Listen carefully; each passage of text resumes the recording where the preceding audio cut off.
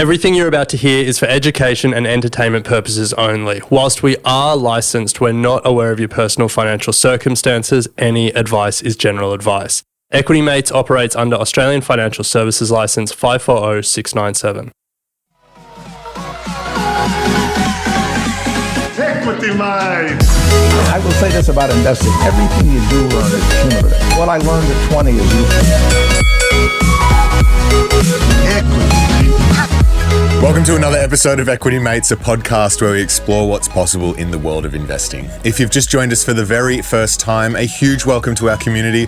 My name is Bryce, and as always, I'm joined by my equity buddy, Ren. How are you going? I'm very good, Bryce. Very excited for this episode. I'm trying something new this episode, which only our YouTube viewers will tell. You always wear a hat. I do. Even though we're inside. It's merch. And you have a luscious head of hair. And it's our walking disclaimer. Whereas Not financial advice. Me, no hair. Yes. Don't want to be a walking cliche as a bald man that always wears a hat. Fair. But today I'm trying the hat out, trying the Bryce Lesky out. But you're right, it is our merch, our Basis Points merch, and this is just a natural segue to give Basis Points a plug. Yeah. If people aren't listening, go and listen wherever you're watching or listening. It's our show made for financial advisors, but available to everyone, talking to some of the best advisors and fund managers in Australia and around the world. With that natural plug, Bryce, done, let's go on to what we're talking about today. Today, we're going to cover off all the important headlines that are making news around the world. We've got to pimp my portfolio with none other than Luke Larraty. Very divisive, but he is back. Honestly, very divisive. Go and check out our Facebook page. There's a lot of commentary. We are nervous to put it out, but we know half of the audience love hearing his brutal honesty. So we do have another portfolio under the microscope. He's nicer than he was in the last one. He is nicer. Yeah. And then we have Mr. Beat Up returning with another beaten down stock to bring to the table. Backed by popular demand, one of the segments that is continuously requested by the community. So let's get stuck into it. News and markets. Today's headlines: China, US agreed to the concept of a trade deal. Nintendo is breaking records. Zip keeps kicking goals. And the latest trend in corporate wellness. But Ren, let's start with checking in on where things are at with the trade war. And of course, it really hinges between China and the US. Yeah, so after 2 days of talk in London, they agreed to the framework for a deal, or if we throw back to the debates in the presidential election, a concept of a deal. Concept of a plan was the line. The main thing to take away for us as investors and just people who don't want a global trade war is both sides have leverage over the other generally.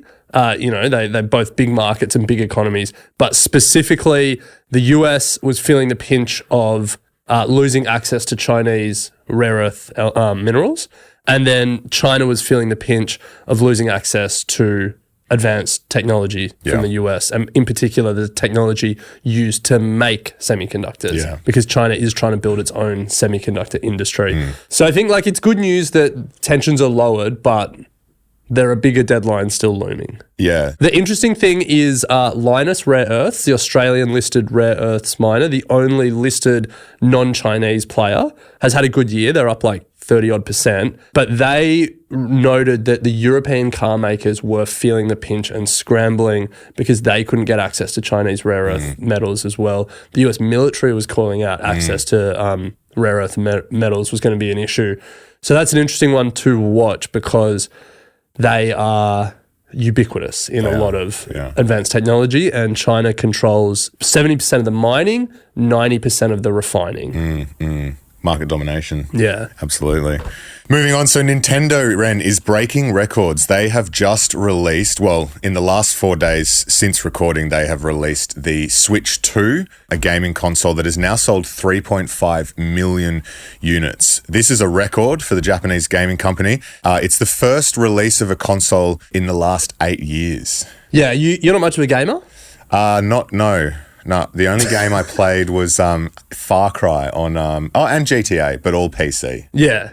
And I have a Nintendo 64 at home. There you go. Yeah. So I think Nintendo for me is a fascinating company. So share price is up 37% in the past 12 months, up 144% in the past 5 years. Do you remember back in 2021 when Disney was ripping, everyone would sort of also buy Nintendo because it was Disney is so good at leveraging their portfolio of IP into games and theme parks and movies and TV shows. Yeah. And everyone then looks at Nintendo's portfolio of IP, Pokemon, Mario, the like, and says, well, Nintendo should do the same. Yeah.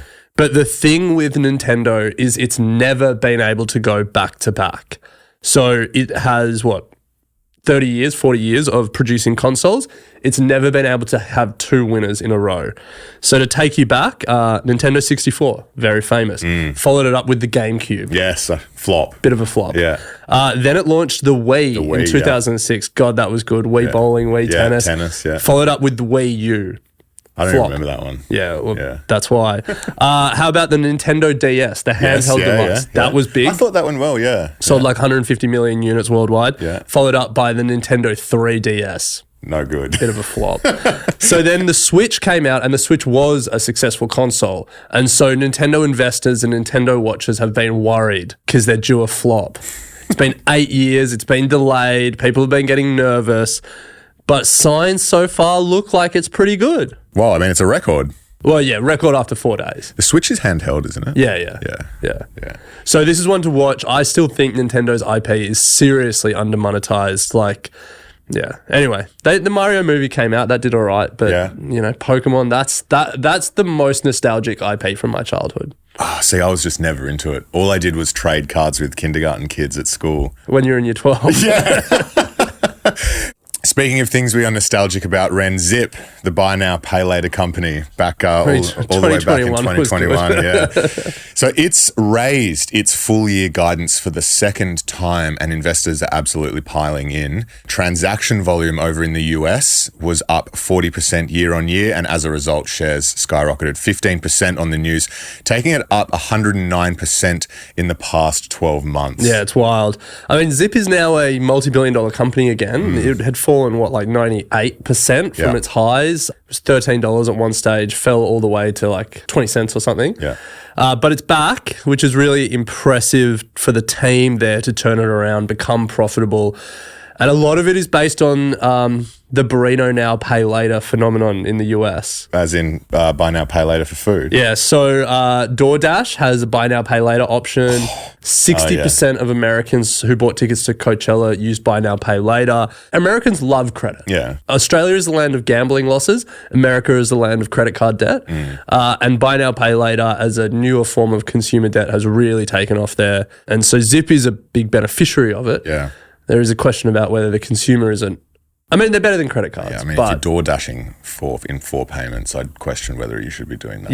Yeah. But Zip is back. Yeah. Well, yeah. Continues to power on. All right. Well, as always, we're closing out the news by asking sharing a surprising story that has caught our eye.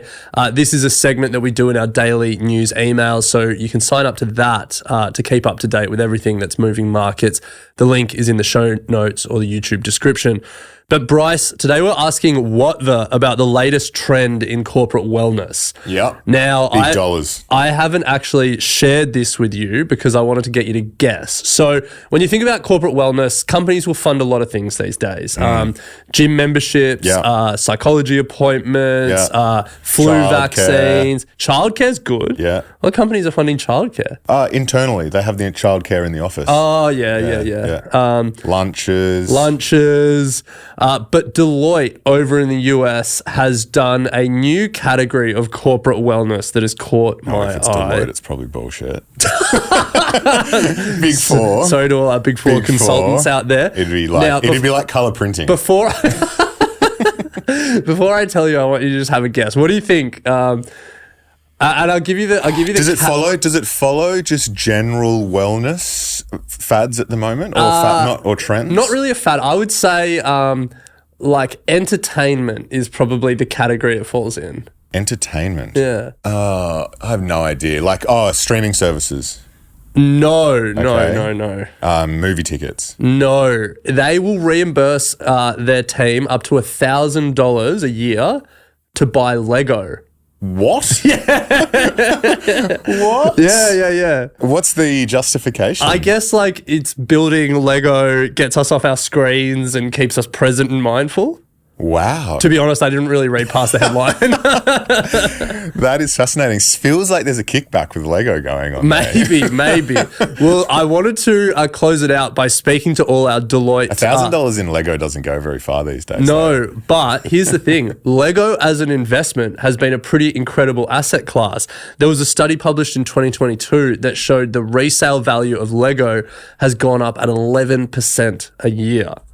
So I'm saying to all our Deloitte friends out there, use your $1,000 allocation, buy Lego, never open the box, and you might just be sitting on a gold mine.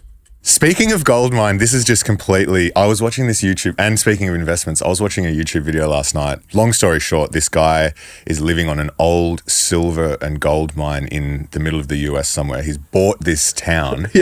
And his whole thing is going down the shafts to find old Levi jeans that are down in the shafts, because apparently if you find old Levi jeans from like the 1850s when they were gold mining, they're worth shitloads. Right. And so this guy spent 5 years trying to find... But how many pairs of jeans are down there? Heaps, apparently. Heaps. He's been doing it for 5 years. I couldn't believe it. Denim right. miners, they can be worth upwards of $100,000 a pair.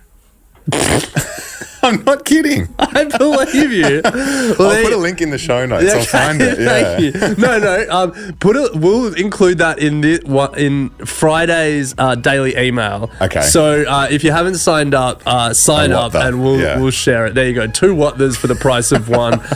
Let's pause here, and on the other side we've got Luke Larrative reviewing the portfolio of a community member.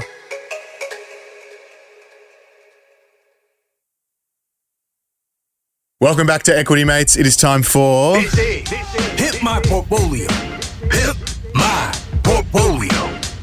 We have a community member on the line who has submitted their portfolio for review, for scrutiny from our expert here in the studio. And our expert today is none other than Luke Larrative from Seneca. Luke, how are you? Bryce, Ren, good to be here. And on the phone, we have Taylor. Taylor, welcome. Thank you. Thanks for having me. So before we jump in, Taylor, can you just give us a little bit about yourself? I'm from Western Australia. I'm a teacher, and I've been teaching for roughly 5 years and investing loosely for about 10. Nice. Love it. Well, Ren, take us through Taylor's portfolio. So Taylor's portfolio is anchored by 2 large ETF holdings, VAS and VGS, Vanguard Australian Shares and Vanguard International Shares. Together, they are 86% of the portfolio. Then we've got a small allocation to Vanguard Emerging Markets ETF, that's 5%. And then Vanguard Information Technology Index, another ETF, and the Fidelity Global Future Leaders Active ETF. Then we have 3 stocks, no surprises that Taylor's from WA. The 3 stocks are Liontown Resources, Pilbara Minerals, and Strike Energy.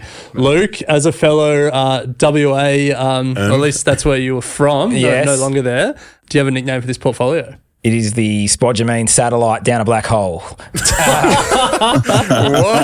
All right. Well, explain that, and then. Okay, so spodumene's the lithium mineral. So it's been hard graft in the lithium sector the last few years. Obviously, you've got a little satellite here in sort of lithium and energy more broadly. So yeah, that's the nickname. Awesome. Nice. Well, Taylor, do you want to just talk us through how this portfolio has come to be, and I guess what your current investing strategy is, if there is one? Yeah, so I sort of started off with the single stocks, hit some winners, got some losers, and then eventually, as education occurred, started to get my core portfolio sort of started up, and I just wanted to simplify it as much as I can. So I went through the Vanguard platform where you couldn't see any red or green lines, and went VAS and VGS to make it real simple for me. But then I've done pretty well off the Liontown and Pilbara. I've bought and sold those for a while, and down currently because I took all the money out.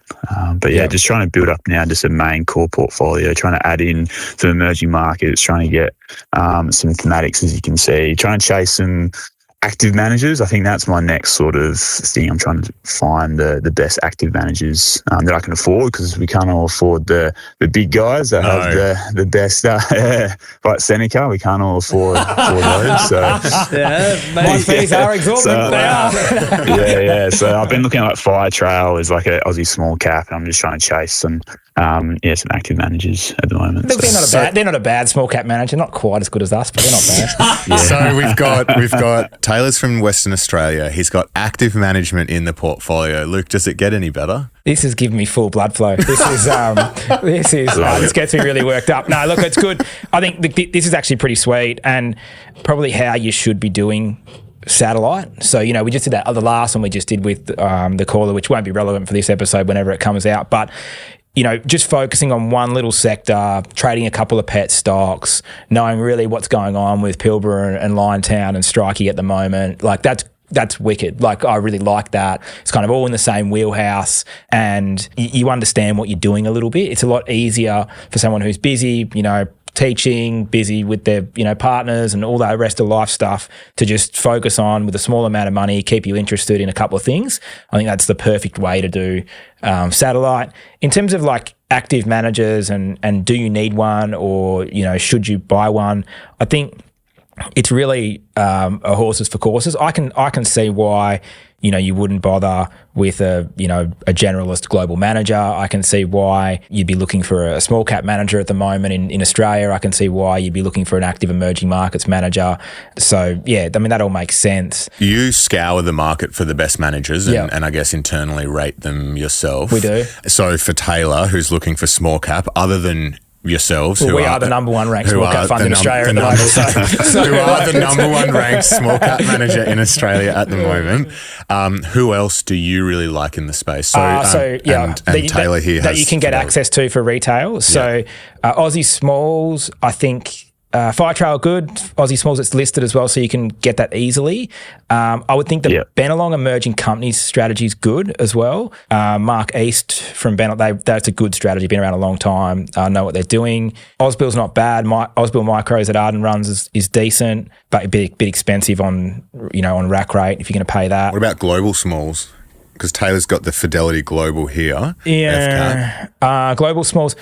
I think, like Nick from Fairlight, you guys know, is a mate of mine, is good. The guys at Bell Asset Management, not to be confused with Bell Potter or any of the other Bell things that are getting around, but they run a good SMID strategy as well. It's kind of similar to Fairlight, a bit of a different spin on it, but similar, is decent. But for global smalls at the moment look pretty good to me. Like, Nick's had a bit of a hard run last 12 months from a relative benchmark performance perspective, so you probably expect him to mean revert, in due course. He's a good manager, so that won't last forever. Nice. So that's kind of cool. That's kind of what I'd be looking at. Yeah, cool.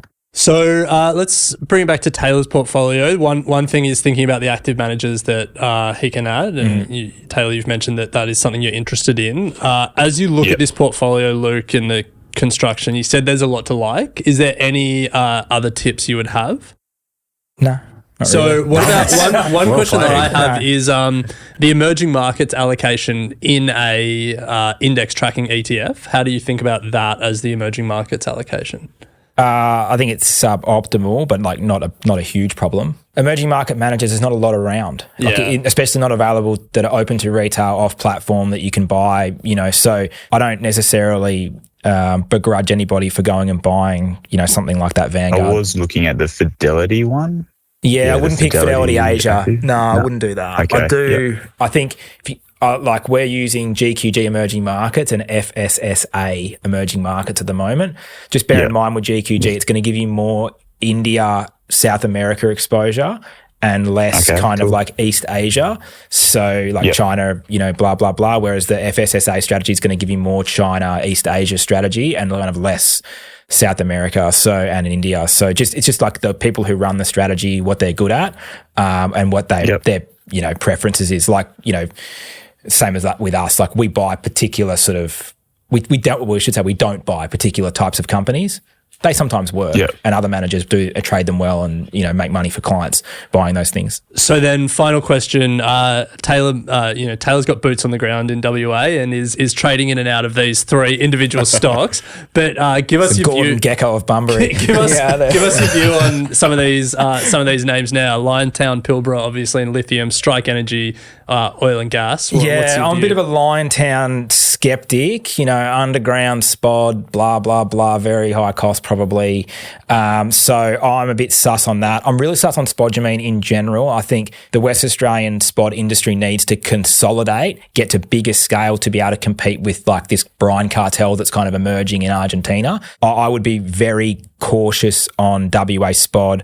I think the play is like Minres, Wodgina, Pilbara, Pilgangoora, Wildcat, all kind of like get together some way and start like using a bit more economies of scale. So I think that's how spod's going to play out. So, you know, the obvious one there is Wildcat probably gets a takeover bid at some point from somebody in some sort of deal here to keep the costs down so they can be competitive with brines. If you are like a lithium long-term believer like me and you think that the price is going to be a lot higher in the future, you want to kind of get exposure to brines, I think, because that's where the money is. And I think the best way to do that, value for money, is still, and as much as they're annoying me a bit at the moment with delays and being, you know, building a project, Vulcan, VUL is probably my preferred way to get exposure to brine at the moment. Nice. Well, Taylor, did you have any, I guess, concluding questions or thoughts for Luke? Since I own VGS, is it worth adding like an IVV or a European ETF with that? Or is it okay just to sort of keep rolling with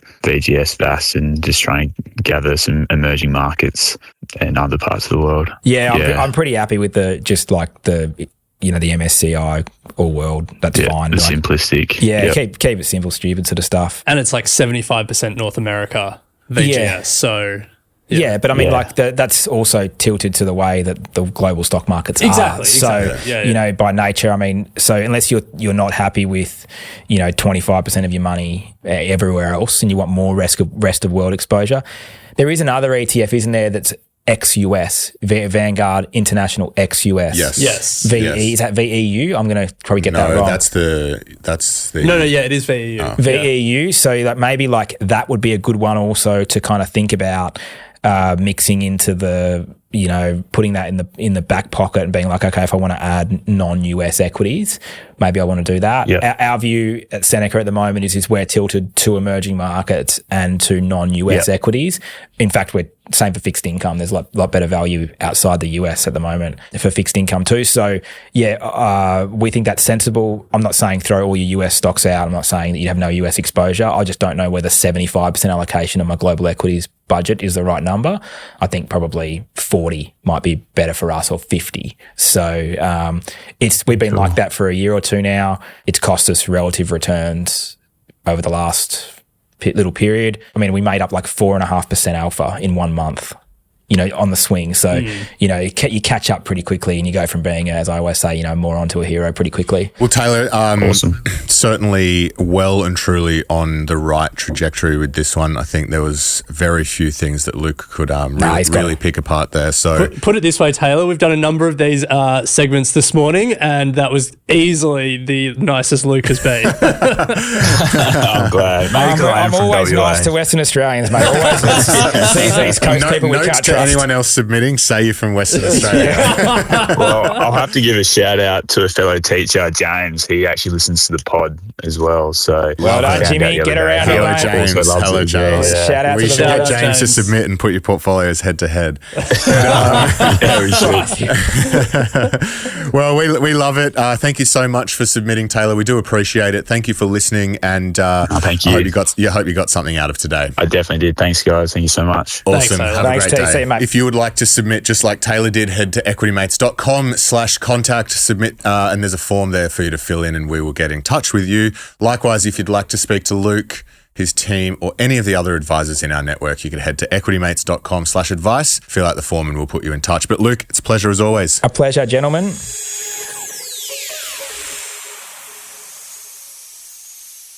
One of the world's favourite software companies has been whacked over AI fears. The question is it a buying opportunity? And Ren, today we are bringing back none other than Mr. Beat Up to help us answer the question. Mr. Beat up, beat up, beat up. Beat up. Mr. Beat Up. I have the beat that describes that moment accurately. Mr. Beat Up, welcome. Great to be here. Or Simon, I should say. Special occasion. What's the occasion? The year birthday of the segment. Oh, really? All right. Well, before we go down memory lane, just for people who are new to the show, welcome. Mr. Beat Up, Simon, works with us here at Equity Mates, and he has carved himself out a particular niche of finding stocks that the market has oversold. They've overreacted to some short-term bad news, but they have some long-term opportunity still. Their long-term prospects still look good. And it has become one of our most in-demand segments, largely because of your track record, Simon. So as we celebrate your 1-year anniversary, why don't you take a victory lap and tell us about some of the winners? Okay, yeah. So we've done 9 stocks over the last 12 months. Can you guess which has performed best and which has performed worst? Super Micro is up there. If you counted the honourable mention, yes, I do. It's up 140%. But when we actually did the deep dive, 61. And so that's one a of better the one than that. There's one which is better than that. So I'm just racking my brain. So Nike and Boeing are both up, but they won't be up more than 100%. Tesla was up, and then it was down, and then it's up a bit. It could honestly be Tesla. Yeah, I'm going to say Tesla. Yeah, it's Tesla. It's been an absolute ride, but it's actually up 80% since we recorded. Because we did get it right near the bottom of this cycle. That's the name of this. That's the idea of the segment. That's the idea of the segment. So you said you've done 9 over the past 12 months, but to be fair, we've had some community suggestions. You've pitched 7. So of those 7, how many are up? Yeah. So out of the 7, we've had Tesla, Boeing, Supermicro, Coinbase are all up. Okay. Novo's flat. Yeah. And then Nike and LVMH are down. LVMH the most, 19% down. Yeah. 5 out of 7, High quality. up or flat. Pretty good. Yeah, all right. So, well, what have you got for us today? We've got a good one today, I think. Creative powerhouse Adobe. They're currently trading at $412. That's of the June 11 close. We're recording this on June 12th in Australia. Market cap $175 billion, so a massive company. They're actually down about 40% from their peak in 2021. Interestingly, they nearly recovered all of that. And in the start of last year, it's been down 35% since February. So, nice. Yeah. So for people who are unfamiliar with Adobe, Photoshop is probably their most known product. Illustrator, Acrobat, PDF reader. What's the video software we use? Premiere Pro. And then if you're in the podcasting game, Adobe Audition, the audio editing. Huge creative suite. Yeah. And once you download it, it's really hard to get it off your computer. Yeah, it's good. It's good. It's also really hard to unsubscribe. That's what. Yeah. Anyway. Anyway. That probably plays into it. So what's the go? What's the go? Let's start with why it's been beaten down. Yeah. So I think there's 3 things. Really, is increased competition. So there's companies like affordable alternatives like Canva have definitely taken market share. They've had some slowing revenue growth. Guidance in December they reduced, and that actually caused a 14% plunge in one day in December. So revenue's gone down a bit. But the big one is the impact of AI, and with photo and video related editing services, how's that going to affect Adobe's business model? Well, that's what you're here to tell us. Yes. Exactly. So why don't you take us through the case for the recovery? Yeah, so I thought today we'd try a real pragmatic approach and use the framework that you guys actually came up with, which is the 4-step checklist to analyze any stock. Love it. The organic plugs are strong in this episode. Yeah, and a link will be available in the show notes so you can download this for free and go along with it. Yeah. Yes. All right, well then let's start with the first step, which is to find a company that makes a great product or service. In other words, is the company doing something that customers want and are willing to pay for? That's step number 1. So how does this apply to Adobe? Well, the short answer, I think, is yes, absolutely. I spoke to Emily, who's video editing team. She uses this every day. And I thought she had a great way to put it. She said that Adobe's the meat and potatoes of the creative world. So what she basically meant by that is it's not like a trend-driven product. It's actually the infrastructure, the standard infrastructure most creators and editors competitors use. Yeah. So obviously M is a survey of one. Is there market share data? There's market share data. So I got some stuff from eToro I looked at, and it says they're around 42%. Canva's around 18%, and then it gets pretty fragmented from there. What are you using other than those two? Yeah, there's one. CapCut. Oh, you're thinking video. PowerPoint. Oh, yeah. I guess just like creative. Yeah, okay. platforms. Well, then if you start doing like web design, then you've got like Figma and stuff like that as well. Yeah. So there's a whole host of others. What was interesting is 87% of Fortune 100 companies and 75% of Fortune 500 companies. So these are the biggest 500 companies in the US. They all have Adobe subscriptions. So Canva's, starting to dominate the consumer small business crowd, but Adobe, they still own that top end enterprise market. And just an example of what they can offer, which perhaps these like AI companies, which are starting to come up, can't offer, is IP protection and data governance. So Adobe actually guarantee that any content created using their tools, especially its new AI tool, Firefly, which we can come on to, won't expose a company to any copyright risk. So anything you create with their tools, you're covered. Wow. Nice. Great. Well, I think we can give it a tick. You also could have just said, yes, customers are willing to pay for it. They earn $21.5 billion in revenue. Big numbers. Big numbers. So let's go to step number 2. And this is all about its moat or its sustainable competitive advantage. The question is, will the company continue to earn above market profits? There's two things to cover here. I'll talk about the current and then will it continue with this AI competition piece. So they've got a dominant brand. They've got such strong pricing power. 95% of its revenue is reoccurring through subscriptions. So this blew me away actually. 89% gross margin. So that's higher than Salesforce, Meta, Microsoft, all these companies which have huge gross margins. And I think if you look at it from like Equity Mate's business perspective, for example, we spend a few $100 a year on Canva. Yeah. We spend that in a month on Adobe. Yeah. And we couldn't live without it. No. We need this software.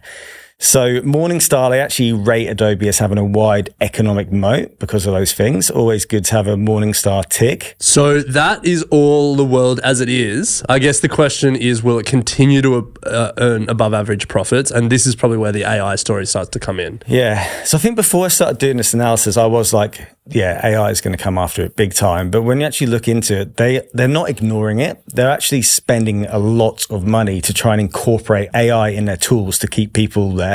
So for example, they've launched this Firefly generative engine, which you can now put prompts in to modify your edits, your images, graphics, etc. And they're actually monetizing that as well as an extra subscription add-on. So they're saying this is going to increase their target total addressable market.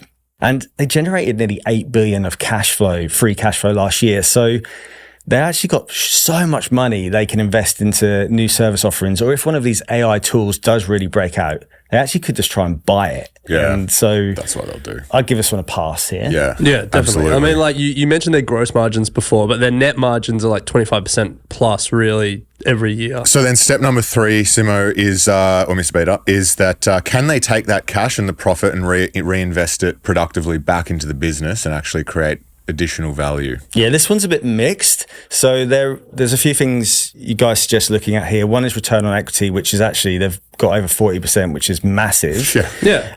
But their reinvestment rate, the benchmark you suggest is around 40%. They're actually around 15 to 20%. So that's a bit low, but they are still heavily investing in research and development. So around $3.5 billion a year they're putting into it. And they did try and buy Figma. They actually failed there because of antitrust laws pushed back on it in the US, but it shows their ambition. So I think they're not reinvesting massive speed, but they are quite strategic and efficient with their capital. So I'd say this is like a moderate pass I've given this one. Nice. And then to close out step number 4, if we're happy with all of the above, which it sounds like we generally are, the question comes to, is it a reasonably priced company? Yeah, valuation. Yes. So forward P is about 20, trading's about 27. So it's kind of right in there around 25. Things start to look expensive depending on the business. But historically, it trades around 30 to 35. PE, so it's lower than its recent history. I did do a quick DCF with Grok. 10% revenue growth, which is what it's been running at for the last 3 years, 8% discount rate. It gave it a value of around $485, which is like 15 to 20% up on where it is now. But obviously that revenue is the big question mark. So if you reduce that down to a more conservative number, 5-8%, it'd probably say it's a fair price at the moment. Okay. One thing to know is they are doing a 25 billion share buyback scheme with all this cash they're making, and that's going to run to March 28. So if you're a shareholder, you know that's going to actually help with your earnings per share because they're going to buy shares, take it out of the float. Yeah. The last one's the PEG ratio. This was a new one for me. I haven't really used it before. So I don't know if you guys can talk me through. It takes the price to earnings ratio and then divides it by the revenue growth rate. So it's like if you're trading on a 20 times price to earnings and you've got a 20% growth rate, 20 divided by 20 is 1. Traditional finance says that 1 is fairly valued, above 1 is overvalued, below 1 is undervalued. I kind of think for a company like this, you probably reorientate it to like 1.5 is fairly valued. Okay. Because if you think about it, like no software company is trading on a 20 PE and is growing at 20%. Yeah. Okay, well, it's bang in there. It's 1.3 to 1.5 at the moment. So again, all these things probably suggest it's not a bargain, but it's not overvalued either. So it could be a reasonable entry point if you like the business, I'd say. Love it. Nice. I wasn't super excited, but I was just going to say I bet Ren's bought it. I bet he's going to buy it. So it is like, it's interesting. The growth rate, like there's no doubt the growth rate is slowing and like you wouldn't want to see revenue growth dip into single digits. One thing we've spoken about recently on the show is the rule of 40, which is a software company. You want to see its net margins and its net margin plus revenue growth rate above 40. And between 2016 and 2021, it ticked the rule of 40, but then it's fallen off in the last few years. So that's not ideal. Okay. Yeah, it's probably worth just calling out as well. They're actually set to report their Q2 earnings today or close of business on the 12th of June, US. This will go out on the 16th. So probably the worst time to do this, just as they're about to report. So, let's see. You might be locking in the low share price if they have a good report. True. Well, Mr. Beat Up, you mentioned that Em said this is the meat and potatoes of the creative industry. Certainly seems more like the Wagyu with truffle butter, I should say. Oh my God. And you said I was falling in love with the stock. No, I do like it. Well, that does bring us to the end of another episode of Equity Mates. If you've got a stock that you want Mr. Beat Up to look at, equitymates.com/contact, hit us up there, leave us a voice note. If you want to submit your portfolio for Pimp My Portfolio, same link. Make sure you subscribe wherever you're watching or you're listening so you don't miss future content. But Bryce, Mr. Beat Up, thanks for joining us. Thank you. Sounds good. We'll speak next time. You have been listening to an Equity Mates Media production. In the spirit of reconciliation, Equity Mates Media acknowledges the traditional custodians of country throughout Australia and their connections to land, sea and community. We pay our respects to their elders past and present and extend that respect to all Aboriginal and Torres Strait Islander peoples today.